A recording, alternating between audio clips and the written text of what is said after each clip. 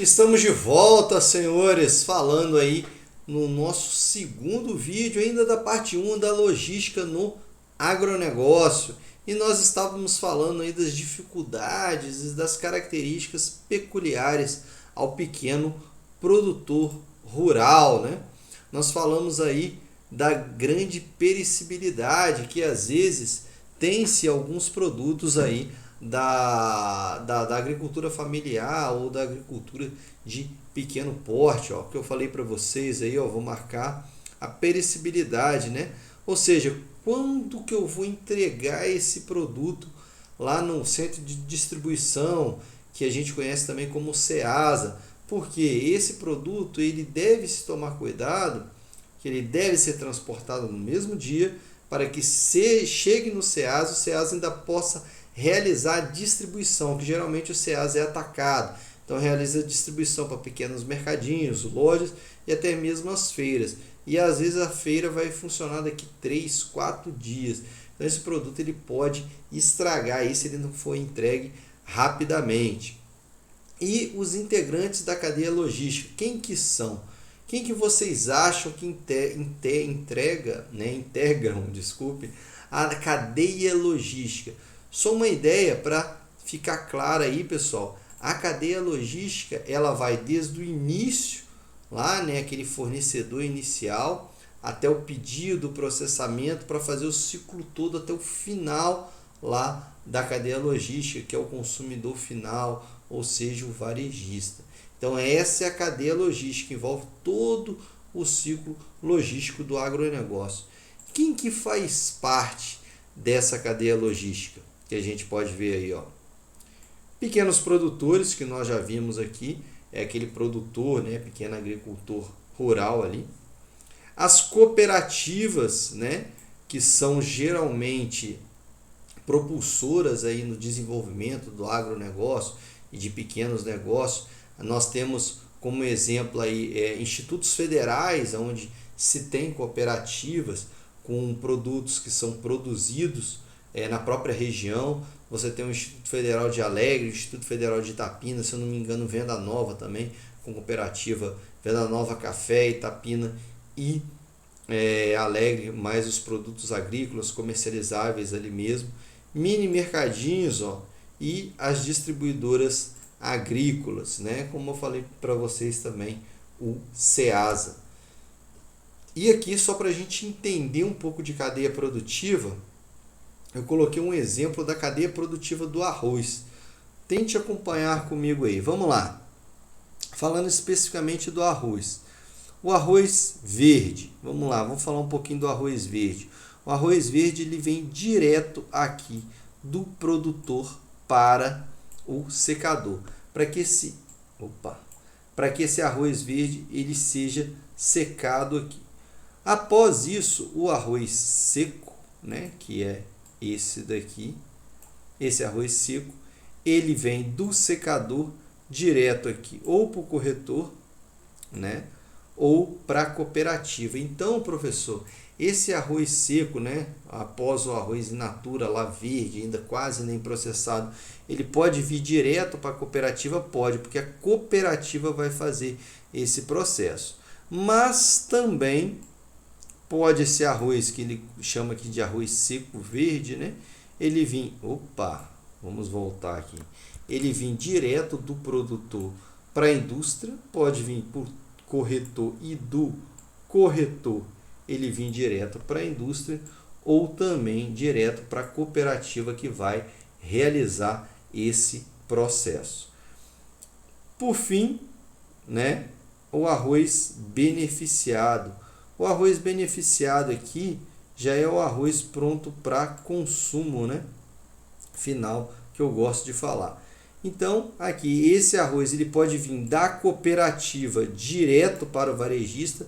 Professor, quem que é o varejista? O varejista é aquele consumidor final, sou eu, é você, é aquela pessoa que vai até o mercadinho e compra. Ele pode ir da indústria já para o atacadista. O atacadista é quem? Aquele que vende grandes quantidades. Nós já vimos a diferença entre atacado e varejo em outras aulas anteriores. Ou pode vir, ou pode vir direto aqui da indústria também para o varejo, né? Ou do atacadista para o varejista. Então, você tem aqui várias relações, mas só para a gente entender como funciona. Nem todos trabalham, né, com arroz já processado, é o arroz iniciando, vai para o secador, vai para a cooperativa, ele vai ser tratado até ele chegar lá ao consumidor final, o varejista, ou até mesmo o atacadista, beleza? Continuando, esse daqui é um slide extremamente importante para você compreender as características, ó, dos produtos agrícolas. Nós vamos falar as características aos poucos. Esse slide ele é importante porque você consegue mapear como são os produtos agrícolas nas pequenas propriedades. Vamos lá. Primeiro, baixo valor agregado, né? Por que, professor, baixo valor agregado? Você tem aqui produtos que são extremamente, não vou dizer assim, digamos de valores baixos, pessoal. Ou seja, o pequeno produtor rural ele vai ter que transportar esse produto em grandes quantidades para, na economia de escala, aí, conseguir uma entrega num frete razoável, né? Porque ele vai gastar com esse frete, mas uma entrega em grande quantidade para tirar o mínimo de lucro possível. Geralmente, às vezes, pequenos produtores eles não fazem esse tipo de conta. E aí, você, no caso a sua família, se você depender da agricultura ou tiver essa relação de produção, seus pais, seus tios, né? Enfim, uma pequena agricultura familiar, é muito interessante você fazer esse tipo de conta. Porque você enche o caminhão, mas dependendo, você não está conseguindo encher o caminhão de maneira que ele chegue no centro de distribuição ou no Ceasa dando um pouco de lucro. Às vezes você está pagando apenas o seu custo, ou seja, você está trabalhando além, né? E não vale a pena. Nós sabemos, hoje qualquer emprego que pague um salário mínimo está pagando aí salário mínimo de 1.000 e poucos reais. E aí, se você não faz essa conta, você acaba ficando prejuízo, porque você às vezes está trabalhando de graça. Beleza? Grandes volumes em grande distância é o que eu falei. Para valer a pena, geralmente os produtos de baixo valor agregado, que aqui até, né, a gente pode entender em conjunto aqui, você precisa de transportar para as grandes, em longas distâncias, precisa de encher, né, ter uma economia de escala muito grande ali e encher o seu caminhão. São produtos extremamente sazonais. Como assim, professor? Depende da época, né, a sazonalidade. Vamos dar o exemplo do gengibre, muito comercializado na região. Ah, professor, mas a caixa de gengibre tá muito cara, né? O gengibre dá muito dinheiro. Eu vou plantar gengibre e vou ficar muito rico. Será? Pessoal, não é tão simples quanto parece. Você tem uma colheita muito difícil, uma colheita uma vez no ano e ela é rápida, né? Não adianta, mas em nenhuma época do ano dá gengibre, então você consegue colher somente uma época do ano e não é tão simples quanto parece, né? É o tipo de produto que dá muito trabalho ali na pequena agricultura familiar, né? Na roça mesmo, o cultivo.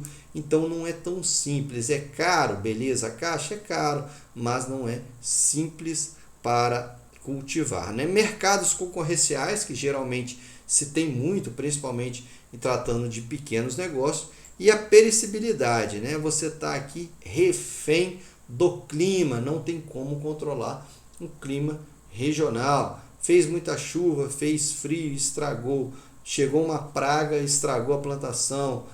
Temporal, estragou a plantação. Tá muito calor, não chove, estragou a plantação também. Então, assim, tem que se tomar muito cuidado também.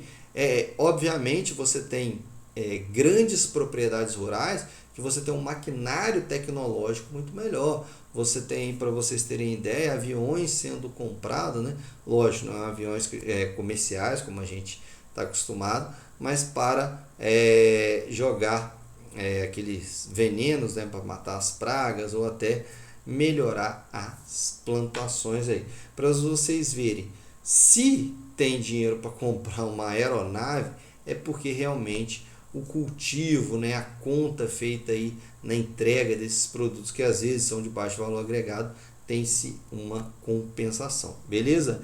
E aqui, pessoal, é muito interessante vocês entenderem como funciona o ciclo do agronegócio. Nesse próximo slide aqui, eu vou ler um pouquinho para vocês entenderem como funciona, né? E é muito bom você repetir a leitura desse ciclo do agronegócio em casa, beleza? Então vamos lá. Aqui é um fluxograma, né? Deixa eu só tirar esse.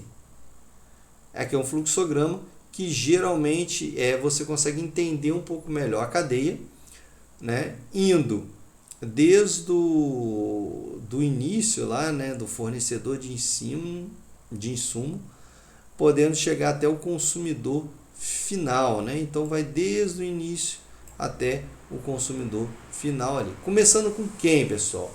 Os fornecedores de insumo, né? Aquelas empresas que têm a finalidade de oferecer produtos, adubos, né? Sementes, herbicidas. Deixa eu fazer isso daqui, ó, que fica melhor. Ou seja, você tem aí os fornecedores de insumos, semente, maquinário, herbicida, produtos agrícolas, tecnológicos. Para quem, pessoal? Para os agricultores. Esses daqui são aqueles indivíduos responsáveis pela agropecuária, a organização da fazenda, o sítio, quem toma conta da granja. Ou seja, nós estamos falando aqui às vezes do pequeno produtor rural, né? Que vai fornecer os seus produtos para quem? Processadores. E aí, como nós vimos lá no ciclo do arroz, são aquelas indústrias, aquelas agroindústrias que vão pegar o produto in natura ali e vão começar a transformar esses produtos para serem consumidos, ou seja, produtos lá que tem-se uma produção primária, né, e que vão ser beneficiados. Como assim, professor? Produtos beneficiados? São produtos que já são preparados para o consumo. Então eles transformam, né, eles fazem a transformação do produto in natura. E geralmente vai para quem? Os comerciantes, mais especificamente aqui são os atacadistas. Lembrando aquele exemplo do Ceasa que nós demos. O Ceasa ele vai distribuir, né, para lojas, feirantes, pequenos comerciantes, pequenos mercadinhos. Ou seja, você tem, depois do processamento aqui na indústria, para os atacadistas. E esses atacadistas eles vão abastecer as pequenas vendinhas ou os mercados. E por fim, vai para o consumidor final, aqueles mercados que vocês estão acostumados. Pode ser mercado interno, tanto mercado externo, beleza? Se for para exportação. E aí, logicamente, você deve ter uma ligação entre os elos quase perfeita, né?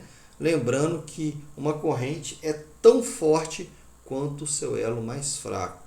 Repetindo, né, a gente vai ver isso dentro do gerenciamento da cadeia de produção. Uma corrente é tão forte quanto o seu elo mais fraco. Ou seja, quebrou um elo ali desse ciclo que eu mostrei para vocês, já era, né, dá um problema muito grande. Então você deve mapear todo o caminho que o seu produto percorre, desde a compra de insumos até o final aí. A ideia é identificar parceiros logísticos, não tem como você trabalhar sozinho, né? Aqui o ideal é que você identifique parceiros dentro de toda a cadeia logística na entrega do seu produto agrícola ali.